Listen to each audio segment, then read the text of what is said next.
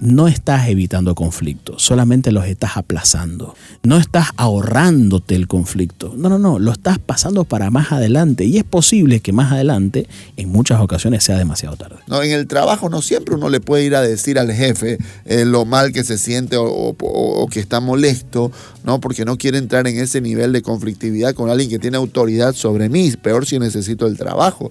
Y tengo que buscar alternativas y maneras de no acumularlo de todos modos, ¿no? Es ahí donde funcionan a veces los after office en algunos lugares, ¿no? Salimos a hablar para el jefe, más o menos, ¿no? ¿Qué efecto genera, por ejemplo, el evitador de conflictos? Genera cansancio. Su pareja dice, no me dice nada. No sé si me odia, no sé si está arrepentido, no sé si quiere explicar esto, no sé si no le importa, ¿no? Pero no me dice nada y me desespera que no me diga nada. ¿Qué tal, Ricky? ¿Cómo está? Hoy tenemos un programa súper importante en torno a un tema que creo que todos hemos tenido alguna especie de dificultad con esto, y es la tolerancia al conflicto. Entendemos por tolerancia al conflicto, es decir, la capacidad que tenemos de soportar, de lidiar con ciertos niveles de conflictividad. Yo puedo ser muy poco tolerante al conflicto y eso me lleva a evitar los conflictos constantemente, como puedo ser muy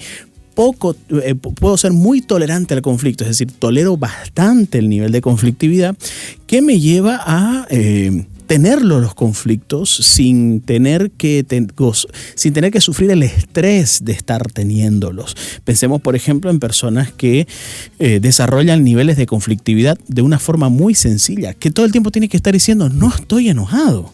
Te estoy diciendo las cosas, no estoy enojado. ¿Por qué sentís que estoy enojado? ¿Cuántas personas que pasan por la vida teniendo que aclarar que no están enojadas suelen ser personas que toleran bastante los niveles de conflictividad? Porque, bueno, por diferentes razones que la vamos a ir estudiando a lo largo del programa.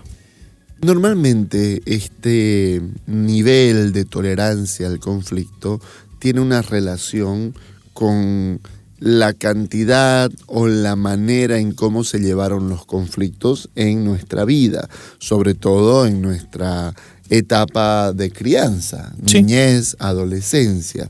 ¿Y qué hicimos con eso? Porque, a ver, no funciona como que si hubo siempre conflicto en mi casa, yo me vuelvo conflictivo también. Sí. Y si nunca nadie discutió nada en mi casa, yo soy una persona que no quiero nunca discutir. Porque sí tiene que ver con la subjetividad de cada persona. O sea, una persona que todo el tiempo tenía conflicto puede más bien querer no tenerlos y generar una tolerancia al conflicto muy baja, o viceversa, quien nunca tenía conflictos y por lo tanto sentía como que no había mucho ni de qué hablar, ni mucha transmisión de cariño, empieza a entender que para tener buenos vínculos a veces hay que enojarse y discutir y qué sé yo. O sea, que si bien estos patrones que recibimos son importantes, tiene mucho que ver también qué hacemos con eso, ¿no? La primera variable que vamos a estudiar sin duda es la familia de origen, ¿no? ¿Qué vivencia tuve con relación a los conflictos dentro de mi hogar? ¿Cómo se manejaban los conflictos dentro de mi hogar? Capaz vine de una familia donde no vi ningún conflicto. Mis padres nunca discutieron delante de nosotros, siempre se llevaron súper bien. Y ahora que estoy en una relación de pareja y tiendo a tener estos niveles de conflicto, digo, ¿quién necesita esto? Pero eso no era necesario. ¿Por qué las cosas tienen que ser así? ¿No? Incluso hasta en los hogares súper estables donde no había ningún nivel de conflicto, pueden terminar dejándote como resultado una baja tolerancia al conflicto. No tengo que haber desarrollado la tolerancia al conflicto porque hubo muchas discusiones en casa, sino también porque pudo no haber ninguna. Entonces yo les digo, mira, si vos viniste de un ambiente, hay gente que dice en terapia, no, yo vengo de un ambiente súper lindo, hermoso, precioso. Hasta esos ambientes sí te pueden generar, te pueden crear una falsa ilusión de creer que todas las relaciones familiares y de pareja pueden ser así o van a ser así, y quizás te puedes llevar una gran sorpresa porque en tu vida de pareja muy probablemente vayas a tener niveles de conflicto muy distintos a los que tuviste en tu casa. Sí, creo que, como decía, el ambiente en la crianza es el primer punto y también cómo yo interpreto, cómo vivo esa realidad, ¿no? muchas historias donde ambos vivieron en la misma familia, los mismos padres, el mismo nivel de conflicto. Uno desarrolla un nivel de conflictividad alto o una alta tolerancia al conflicto, y otro desarrolla una baja tolerancia al conflicto. Pero también depende de los roles que yo ejercí dentro de esa conflictividad. Por ejemplo, si si mis papás discutían mucho, hay quien se mete al medio y dice: papá, deje, por favor, mamá, deja molestar a papá, basta o basta los dos. Está el hijo que siempre como interviene, digamos, en medio de la conflictividad. Uno, dos, a veces los mayores están más expuestos, pero no siempre, ¿no? Sí. Habrá otro que, mátense si quieren, yo me voy a jugar play a mi cuarto, digamos, no me importa allá ellos lo que están diciéndose, yo me meto en mi YouTube, me pongo mis audífonos y no los escucho, ¿no? También está el hijo que se siente, probablemente el niño que se siente muy atemorizado por ese ambiente y procede a querer refugiarse, o refugiarse en algún hermano, refugiarse en su cama, taparse, ¿no?, con una sábana, de tal modo que esas cosas no le lleguen, no le afecte. En fin, cada uno desarrolló diferentes actitudes con relación a los niveles de conflictividad que los papás han presentado, sobre todo los papás altamente conflictivos, que son un poco quienes generan un poco ese ambiente. Pero el resultado de todo ello quiere decir, o sea, ¿qué queremos decir con esto y a dónde queremos llegar? No hay fórmula mágica, A más B igual C, no. Pero lo invitamos a poder repasar cómo fue el ambiente conflictivo de mi casa y qué hacía yo ante ese nivel de conflictividad. ¿Cómo fue el de mi pareja? ¿Y qué hacía mi pareja ante ese nivel de conflictividad? Porque es probable que esas conductas que yo veo en mi pareja y que me parecen tan extrañas tienen todo el sentido del mundo desde esa historia, desde esa perspectiva. Que si yo no conozco esa historia, probablemente me vaya a perder bastante elementos que me ayuden a comprender a mi pareja en ese caso. La familia, sin embargo, no es el único espacio o ambiente que se relaciona con la conflictividad. Será el más importante, pero pensemos también en cómo fue mi vida escolar, ¿no? Que me acompaña desde muy pequeño, y luego viene la adolescencia. Es una etapa bien importante en todo esto, porque si bien cuando somos niños, pues bueno, seremos más bien víctimas de la conflictividad que tenemos alrededor nuestro, en la adolescencia eso puede cambiar. En los roles que vos mostraban, eso puede tenerlo una misma persona. Una misma persona en su niñez puede estar cargado de miedo o muy involucrado en el conflicto de los padres, y a los 12, 13 o 14 años decir: ya me cansé, no quiero nada, y se abstrae de cualquier conflicto de los padres y los deja a un lado, ¿no? La misma persona puede desarrollar eso, ¿no? Entonces, en el ambiente escolar creo que también es un punto importante cómo fueron mis relaciones escolares, cómo me llevé dentro del colegio y a qué nivel también de conflictividad, de agresividad estuve expuesto dentro del colegio. Creo que es un punto importante, y seguramente después será también el trabajo, sobre todo si estuve o estoy en un trabajo por muchos años, soportando también algunos niveles de conflicto constante, por ejemplo, ¿no? En fin, hay diferentes variables que pueden ayudarnos a entender cómo llegamos a este nivel de tolerancia al conflicto al que llegamos. Sintetizamos: familia de origen, trabajo, escuela, otras relaciones de pareja previas a la anterior. Probablemente yo me he tenido que exponer a ciertos niveles de conflicto o aprender o desaprender algunas habilidades dentro de esas relaciones. Y el resultado de nuestra vida adulta es eso, es lo que es. Más sumado a mi subjetividad, a las cosas que yo quiero, a las cosas que creo importantes, a mis valores, en fin, todo ese tumulto de cosas hacen que yo haya desarrollado en mayor o menor medida una tolerancia al conflicto. ¿Qué podemos hacer? Pensemos en dos escenarios normalmente antagónicos, distintos, uno al sur y otro al norte, que es donde buscamos, ¿no? Analizar un poco esto. Si usted ha sido una persona que normalmente tiende a evitar los conflictos, es decir, a tener una baja tolerancia al conflicto, no quiere discutir, prefiere no discutir, es ese tipo de personas que dice: oye, reclamar tu cambio es un peso. Es un peso, no pasa nada. No quiero tener que ir a reclamar por una cosa que no vale la pena, no quiero quiero tener que decirte lo que siento si fue la primera vez que pasó, no, ¿para qué? Evitemos la fatiga, no, se va a envolver muy feo el ambiente, no quiero decirle eso a tu mamá, no, prefiero no fregar en nada la relación. Son personas que normalmente tienden a postergar los conflictos, a posponerlos, a evitarlos, a comportarse de modo tal que esquivo esa situación en la que pueda yo tener un conflicto. Incluso hay personas que dicen, no quiero estar solo con él en el auto porque sé que en algún momento podemos llegar a... Entonces busco algo o alguien más para no tener que estar expuesta o expuesto a esa conversación conflictiva que me afecta mucho. De hecho, estas personas suelen sentir que les afecta bastante los niveles altos de conflicto. Sí, hasta sabes que pienso que puede estar muy, muy arraigado en la personalidad de esto, ¿no? Si bien es una cosa que por ahí puede ir mejorando, cambiando con el tiempo. El otro día fuimos con vos a un edificio y entonces ya habíamos estado ahí antes y aparecen los deudores morosos, sí. Los que no pagan expensas, ¿no? Y aparecen con nombres y apellidos, ¿no? Y bueno, habían un par de nombres ahí, uno que debía un montón de dinero que seguramente no pagó nunca desde que el edificio se inauguró, sí. Y otro que parece que no pagaba un par de años. Y yo te decía, hay que tener personalidad para esto, ¿no? Salieron las noticias el otro día, una persona que llevaba 40, 50 procesos penales al mismo tiempo, gente que lo había denunciado, ¿no?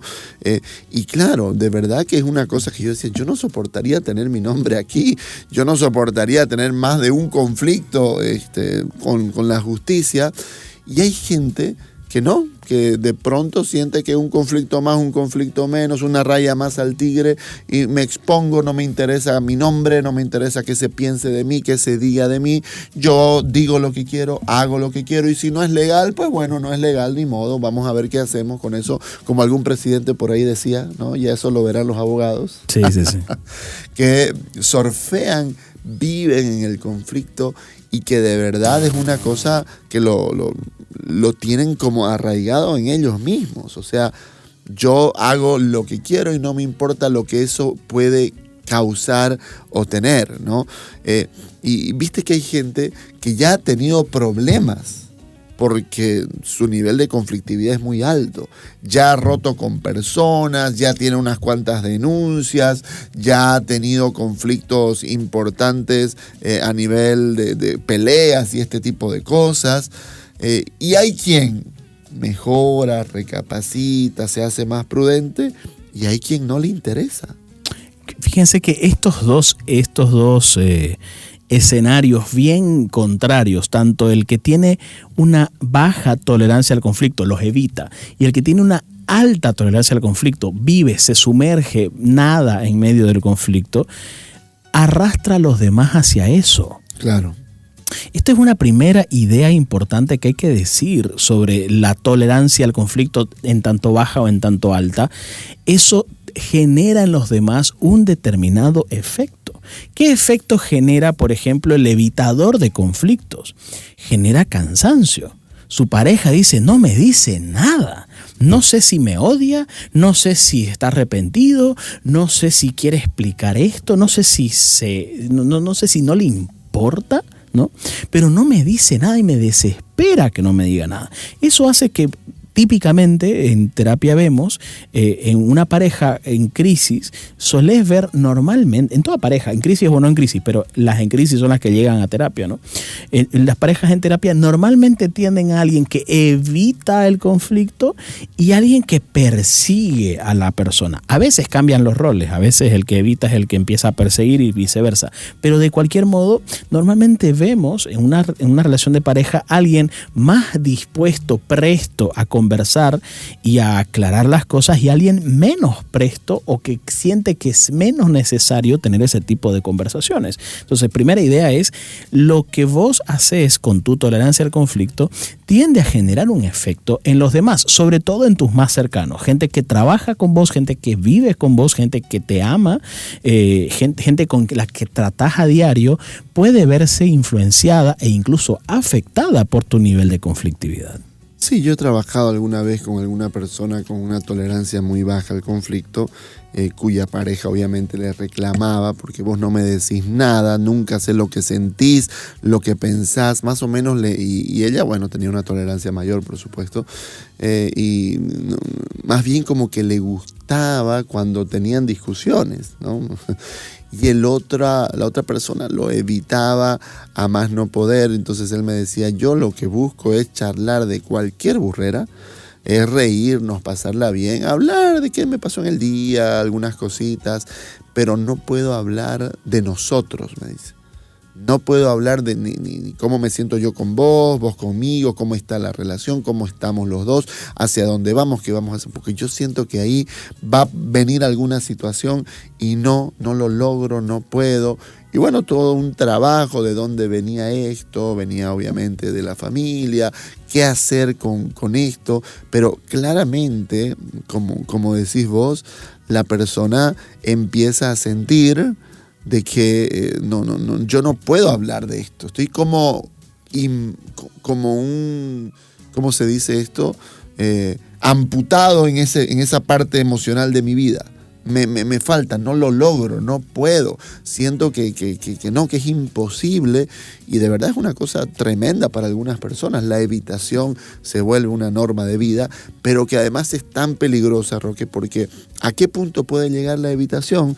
La evitación puede llegar al punto de que prefiero ni siquiera involucrarme emocionalmente con tal de no estar lidiando con esto. Prefiero separarme, prefiero no meterme a amar a nadie. Puedo tener relaciones superficiales, pero no amar a nadie, porque lo que no quiero o lo que quiero es evitar esto, ¿no? También es importante decir otra cosa, Ricky. Yo puedo ser una persona con una cierta tendencia al conflicto, pero si es necesario tenerla, la tengo. No me corro de ahí. Es posible que si el comportamiento altamente conflictivo de mi pareja, acontece delante mío y hacia mí, lo que fuera, tiendo a evitar más el conflicto de lo que podría estar evitándolo si mi esposa, en este caso, no estuviera comportándose de la manera que se comporta. ¿A dónde voy con esto? Yo puedo tener una tendencia hacia una alta tolerancia al conflicto o hacia una baja tolerancia al conflicto, pero lo que sí es cierto es que, en cierto modo, también depende de la propuesta del otro para que eso se acentúe más o se acentúe menos. ¿Cuánta gente dice, yo no era así de persecutora y de desesperada con un conflicto, pero al ver que él no me dice nada, yo me pongo mucho más incisiva, yo sé cómo me estoy poniendo, sé que me estoy desregulando, sé que eso no está bien, yo no lo haría así, pero tiendo a hacerlo cuando lo veo en ese estado. Es decir, es importante decirlo, que esto no es solamente decir, yo tengo baja tolerancia, vos tenés alta, sino es entender que es en esa interacción la tolerancia al conflicto se va cocinando también. Yo pude haber venido de un hogar altamente conflictivo, pero tener una relación de pareja tan sana, tan estable, que me ayude a bajar ante los conflictos innecesarios, me hace elegir mis propias batallas y saber que no todas las tengo que librar a capa y espada. Lo que significa es que la tolerancia al conflicto no es solamente una característica individual, sino bastante compartida con las personas con las que vivo, fundamentalmente pareja, pero también en el ámbito laboral. Claro, a ver, y la persona que no puede enfrentarse al conflicto es peligroso para ella misma también, ¿no? En nuestro contexto se ve pues muchísimo menos esto, pero en el contexto de Estados Unidos, o en fin, de estas sociedades más del norte, Canadá incluso ahí metida, tenemos gente que evita, se calla, se traga, jóvenes, ¿no? Se tragan, se callan, no quieren lidiar, sienten que no quieren enfrentarse, generan como una ira interna que termina siendo como una represa que se llena y un día agarran un rifle, se van al colegio y matan al que pueden, ¿no? Es un fenómeno esto en Estados Unidos, ¿no? Es un fenómeno triste, terrible, ¿no? A los niños de 4 y 5 años les enseñan qué hacer cuando escuchan o cuando se está diciendo que hay alguien con un arma en el colegio, saben dónde ir, qué tienen que hacer para lidiar con este tipo de cosas. En todos los colegios de Estados Unidos se enseña esto, ¿no? El problema de la baja tolerancia al conflicto es que por estar evitándolos, en algún momento me lleno por completo y en lugar de decirte lo que me molesta, te lo escupo, te lo vomito, te hago daño. ¿Por qué? Porque lo que almacené me lleva a generar un nivel de malestar tan alto que no hay forma que yo te lo pueda decir de a poco. Una pareja recién me preguntó, Roque, ¿qué es mejor? Me dijo ella, ¿no? Decirle a mi pareja las cosas que me molestan en el momento en el que me molestan, porque son muchas, o aguantarme y decírselas después todas, ¿no? Me pareció una muy buena pregunta. Yo le sugerí ni lo uno ni lo otro. Claro. Ni decir las cosas automáticamente, instantáneamente, porque Ricky, no sé qué pensás vos, pero gran parte de la vida pareja también supone bancarse algunos comportamientos, decir, a ver, la tendió mal la toalla, la voy a tender yo.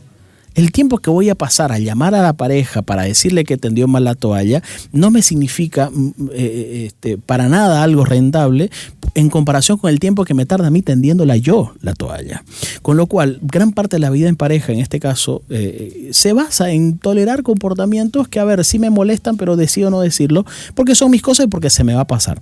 Pero si las acumulo, voy sumándolas todas ellas y las digo en un momento donde ya no soporto más, voy a estar muy poco predispuesta a que la respuesta de mi pareja me pueda poner peor. Quiero decir, no en un 10, del 1 al 10, donde el 10 es como ya no soporto más, ni un 1 donde el malestar es poquito. Decirlo cuando estás en un 5 de malestar. Decirlo cuando estás en un 4, en un 6 de malestar. ¿Por qué? Porque todavía tenés cancha para que si mi pareja no responde adecuadamente a lo que yo le estoy planteando, digo, ¿sabes qué? Bueno, hablemoslo después porque veo que no estás entendiendo lo que te estoy diciendo. No, y a ver... Pero si estoy en un 10 no voy a tener esa cancha para tomarlo así. La gente que es impulsiva por naturaleza y ha empezado a tener problemas con la impulsividad, lo que hace es desconectarse en algún punto. Entonces, por ejemplo, la gente sabe que llega a un nivel, voy a explotar. Entonces intento no llegar ahí porque ya me ha pasado, dice la gente, ¿no?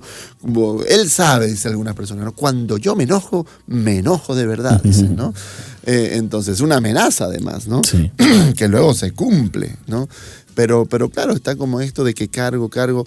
Y entonces hay gente que como esa es su naturaleza, es, digamos, aguantar un poco, tragarse, pero luego ya no pueden tragárselo más, entonces tienen estas actitudes de huida, ¿no? Entonces es el típico empleado que cuando ya se siente que no puede más, renuncia de pronto. Y vos le preguntas, ¿y cuánto duras en tus trabajos? Y te dice, no duro más de 6, 7 meses, porque de pronto ya llega un momento en que antes de ir a pegarle a mi jefe, prefiero renunciar, por ejemplo, ¿no? Como que, ok, mira, ¿no? O le pego o renuncio. No hay opciones, sí, ¿no? Sí. O me lo trago o se lo digo todo el tiempo. No hay opciones. Entonces, lo que vos decís, creo que es la clave, es empezar a pensar que tienen que haber escenarios intermedios donde yo esto que me estoy tragando sepa cómo drenarlo, sacarlo, decirlo de distintas maneras, ¿no? En el trabajo no siempre uno le puede ir a decir al jefe lo mal que se siente o que está molesto, ¿no? Porque no quiere entrar en ese nivel de conflictividad con alguien que tiene autoridad sobre mí, peor si necesito el trabajo. Y tengo que buscar alternativas y maneras de no acumularlo de todos modos, ¿no? Es ahí donde funcionan a veces los after office en algunos lugares, ¿no? Salimos a hablar para el jefe, más o menos, ¿no? Y es una manera en que nos vamos descargando. Yo sé que tampoco que es la mejor forma, porque el que hace eso termina luego agarrándose de cosas negativas. Es como el que se va a beber, a emborracharse para olvidarse de lo que siente, ¿no? Y termina pasándola después peor. Pero sí hay que buscar escenarios intermedios. Ni puedo tragármelo todo, ni puedo andar explotando, ni puedo tener miedo a mí mismo. Fíjate que hay gente que dice, tengo miedo a mí mismo. El problema es que la persona que explota con facilidad tiene la capacidad de reponerse y estar todo bien muy rápido. Decir, bueno, ¿qué vamos a comer más adelante? ¿No? acabamos de tener una discusión. No todos tienen esa misma capacidad, porque quizás vos venís de una familia donde la mesa es un lugar conflictivo y todo el tiempo eran gritándose y diciéndose cosas, pero después tranquilamente pasaba el día a día y se reponían. ¿Cuánta gente dice, yo no sé cómo se pelean y rápidamente se reponen y están bien? Bueno, te cuento que no todas las personas son así. Vayamos a consejos puntuales. Si vos sos una persona que tolerás bastante el conflicto al punto que no tenés problema en tenerlo, número 1, no todos tienen esa misma tolerancia al conflicto. 2, quizás tenés que tomarte un poco el tiempo de entender que las personas normalmente les cuesta reponerse ante una situación, ante una discusión mucho más lenta que te puede tomar o demorar a vos. Y eso tenés que aprender a sincronizarlo entre los ritmos con tus hijos, los ritmos con tu jefe, los ritmos con tus colegas, los ritmos con tu pareja. No todos tenemos la misma capacidad de desestimar esa conversación que hemos tenido, por más intensa que haya sido, creyendo que puede quedar perfectamente en el olvido. El autoconocimiento, que sería un consejo importante. Autoconocimiento. Yo sé que soy conflictivo, yo sé que no soporto el conflicto. No tiene que llevarnos a una condena. Como digo, la gente que vive temerosa de sí misma, es como que de pronto no soy yo, no estoy en control yo. Me tocan este botón, yo voy a hacer cosas que no quiero hacer, pero como que no fuera yo. El autoconocimiento me tiene que llevar a decir, ¿quiero seguir siendo así? ¿Estoy conforme con mi nivel de conflictividad actual? ¿Me siento tranquilo? ¿O debería yo tener más capacidad de defenderme? ¿Debería tener más capacidad de decir cuando no me gusta algo? O viceversa. Yo debería aprender a tolerar más los defectos del prójimo, que es una obra de misericordia, ¿no? Sí. Tolerar con paciencia los defectos del prójimo. Aprender a no tomarme personal las cosas. Claro, entonces no puede llevarnos el autoconocimiento a una excusa para seguir siendo como no me gusta ser, ¿no? O en todo caso, pues bueno, tengo que aceptar que tengo un problema de ego, es decir, sé que soy así y no me da la gana de hacer nada al respecto porque así soy. Y fíjate esto que hablamos de la durabilidad. ¿Sabes cuándo creo yo que el conflicto dura más? ¿En qué personas el conflicto le dura más? En las personas justamente que tienen problemas de ego. En las personas que todo el tiempo andan pensando en lo que me pasó a mí, cómo me dijo esto a mí, no puede ser, y yo que soy así, que no es correcto, porque yo todas las cosas buenas que sí hago, y no. Cuanto más tengo problemas de ego, de creerme más, o de necesitar reconocimiento porque creo que lo merezco, más me va a durar cuando alguien me dice cosas en mi cara. ¿Qué poder decirle a los evitadores de conflicto? A esas personas que posponen, que yo quiero decirle algo muy importante a esas personas. Es posible que cuando vos decidas no hablar o decidas no entrar en el conflicto, decidas posponerlo, decidas hablarlo después, decidas evitar la situación conflictiva, es posible que a corto plazo efectivamente te hayas evitado un conflicto, pero a largo plazo las relaciones se cansan de eso. A largo plazo es posible que estés minando las relaciones porque la persona no se siente atendida en su necesidad emocional. Porque no solamente te distancias del conflicto, te distancias emocionalmente, en este caso de tu pareja.